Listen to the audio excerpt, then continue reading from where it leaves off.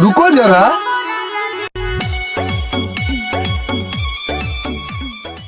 ভাইয়া এক প্যাকেট ব্যঞ্জন দাও তো। হে ভাই, আপনার সিংকু মাস্তান না? ওই যে টিকটকে সুন্দর সুন্দর ফানি ভিডিও করেন, আপনাদের চ্যানেলের নাম সিরাজগঞ্জ কমেডি স্কট। আরে ভাই, আমি তো আপনার সেই ভক্ত। Thank you thank you thank you thank you.